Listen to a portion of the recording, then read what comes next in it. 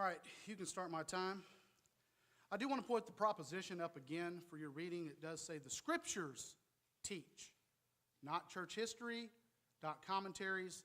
The Scriptures teach. Now, Brother Hayes made the statement that were the apostles such poor teachers that no one got it right? And who does he reference? Chrysostom. Who does he reference in his book? Tertullian. Chrysostom and Tertullian were Trinitarians. Are you telling me that the apostles weren't such good teachers on the oneness of the Godhead? That those guys didn't get it right? That's the joy of debating a oneness apostolic brethren. When you appeal to church history like that to try to say that those guys represent true apostolic doctrine on 1 Corinthians, do they represent true apostolic doctrine when it comes to the Godhead? Absolutely not. It doesn't matter what those guys taught. Man, if you're going to say, well, Chrysostom taught this, so that must have been what Paul meant. Chrysostom and Tertullian were Trinitarians, man. It doesn't fly. It might fly if I was debating a Trinitarian, that'd be different, but it ain't going to fly in this debate. Chart 198. So Brother Hayes likes to talk a lot about commentaries and church history, and I want you to notice that Brother Hayes' arguments, they're not just similar, they are one and the same as that of the Presbyterians on the issue of baptism. Presbyterians like to quote commentaries saying baptism is by sprinkling. They like to quote a ton of church history saying that baptism is by sprinkling, yet every lexicon says that baptizo means immersion. So real quickly, we're going to talk about some church history since he's brought it up. Chart 199. Very quickly, church history. Brother Hayes, he likes to brag about church history as if this was some universal practice of women wearing veils and fringes. That is just not the case at all.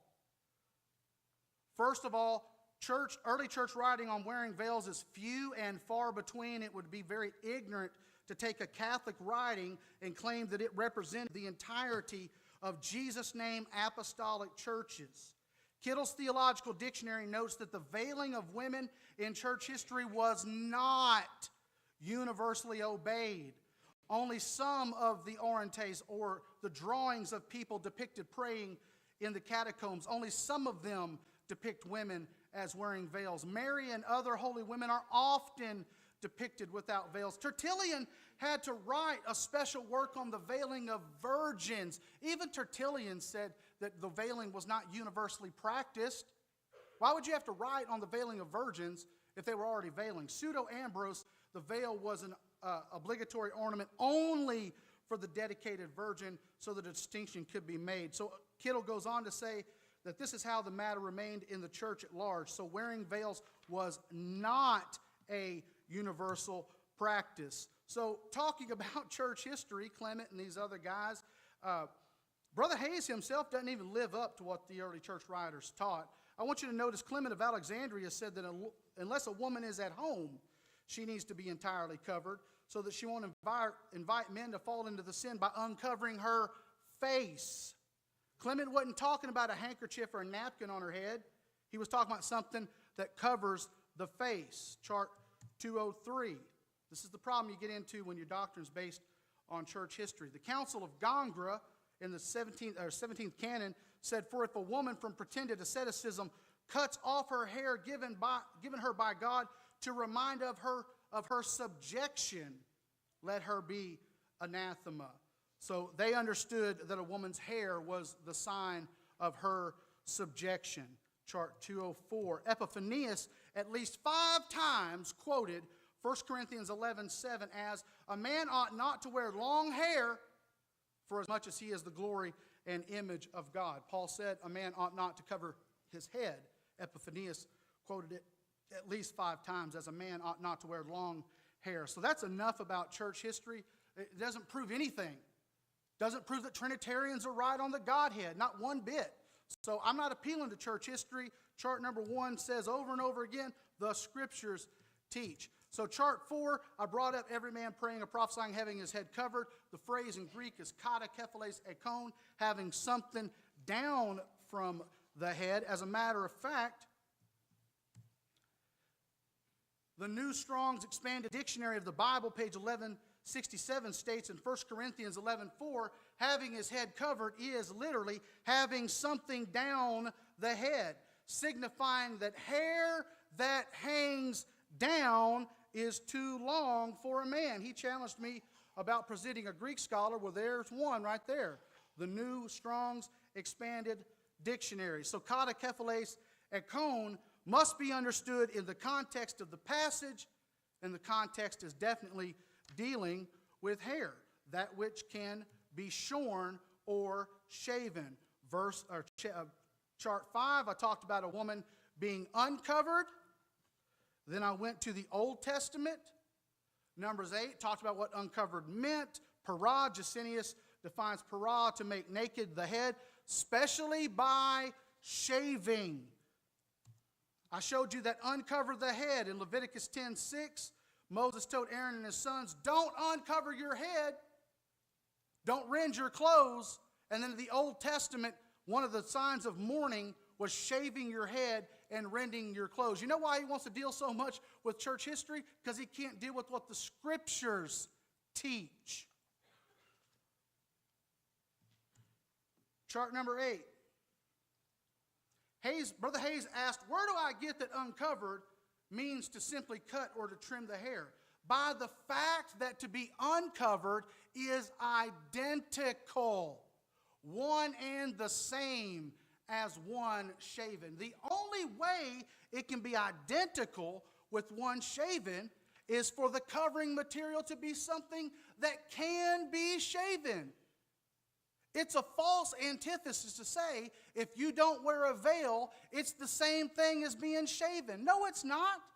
Not at all. Chart 48. So Brother Hayes talked about the middle voice in Greek and made this argument that covered can't refer to hair because it's in the middle voice. But he has a serious misunderstanding of what the voices mean in Greek. He says the middle voice demands an action that you do to yourself, which shows that covered must be a veil. That's totally incorrect. The middle voice can also be understood as what grammarians call the causative or permissive middle. This is why I asked him in Acts 22:16, did Paul baptize himself? Baptizes in the middle voice in Acts 22:16, and every single one of us here know that Ananias baptized Paul. He didn't baptize himself. The causative or permissive middle is understood like a passive. A.T. Robertson says the word shorn. The word shorn is in the middle voice. And what is it that's shorn? It's hair. The word, the causative middle is to be understood like a passive. Dr. Martin says, allow yourself to be cut. He says, third, as the forms of katakalupto found here are not construed with the indirect object, it is best to take it as a passive. Perschbacher's Analytical Concordance even lists the word in 1 Corinthians 11:6 as a passive indicative. So the word covered is understood in the middle voice. It's not a true middle. It's a permissive middle. Otherwise, it'd be viewed as a passive like Perschbacher has. But none of that really matters because the voice doesn't determine what the covering material is. That's just something that Brother Hayes has pulled out of his imagination and misunderstanding of the voices in the Greek text. So, chart 38. If a woman be not covered, let her also be shorn. He says he agrees that shorn means to cut short. Did you see how he did it at the end of his speech? He said, it doesn't make any sense to say if a woman cuts her hair, let her also cut her hair. No, another word is used, like shorn, but it really means basically the same thing. It means to crop off close to the skin. There's not much difference in cropping it all off and shaving it off. It's still removing the head. On the other hand, say that it means to crop off close to the skin.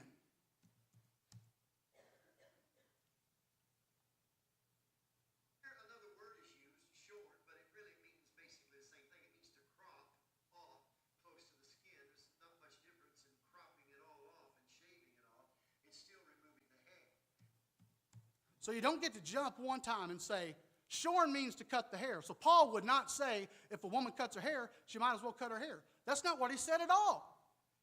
He's saying if a woman trims her hair, you might as well crop it off close to the skin. If you cut your hair, you might as well cut it short. It's the logical conclusion of consistency. Just like we would tell our child, if you're going to steal a piece of bubble gum, you might as well rob a bank. We're going from one action to a more severe action, trying to teach our children, don't do the first thing. If you're going to steal a piece of bubble gum, you might as well rob a bank. But since robbing a bank is a felony, don't even steal a piece of bubble gum. Paul is making a logical conclusion, an argument of logical conclusion. For if a woman is not covered, let her also. I know what also means. We all know what also means. It is something more severe. And what's more severe is cutting it short. And if cutting it short is the more severe action, then the less severe action of uncovered has to refer to cutting it any length. That is logical, it's valid, it is consistent. We have equal relationship on both sides of the antithesis. If a woman be not covered, let her also be shorn. If you're going to trim it at all, you might as well cut it short. Not just trim it, short. Karo means trim it short. And he said he agrees with that. You heard the video.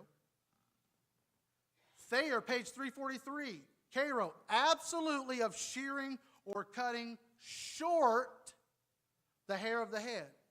At the last speech, I must have gave 5 to 7 different Greek lexicons that defines the word karo as to cut off or to cut short. So Paul's argument of logical consistency again is, if a woman be not covered, trims or cuts her hair at all, let her also be shorn, cut it short. But since it's a shame for a woman to be shorn, cut short, or shaven, let her be covered, not cut her hair at all. And so as he told you, the climax of the entire discourse in 1 Corinthians 11, how much time do I have left, Brother Neely? 7 minutes. The climax of Paul's teaching is that, is it proper for a woman to pray unto God uncovered? How did he answer that? You know, if he was talking about wearing a veil on your head, this would have been the prime place for him to say that. But he answered his own rhetorical question with the statement about hair. Judging yourselves, is it comely that a woman pray unto God uncovered? Akatakaluptos, the same word that he used previously, if a woman be not covered. So all of it, the culmination, coming down. We're going to wrap this thing up. Paul says, judging yourselves, is it comely that a woman pray unto God uncovered? Does not even nature itself teach you that if a man has long hair, that's the subject throughout this whole discourse, has been hair. If a woman has long hair, it is a glory to her, for her hair is given her for a covering. Everything in the context deals with hair. The covering material has to be of the same material of that which can be shorn or shaven, or Paul's argument in 1 Corinthians 11:6 is totally illogical. It is illogical to say that if a woman doesn't wear a handkerchief on her head, she might as well cut her hair. That'd be like saying, if you don't wear sunglasses, you might as well shave your eyebrows. It doesn't make sense. The logical conclusion of consistency is, if you're going to do this, you might as well do that.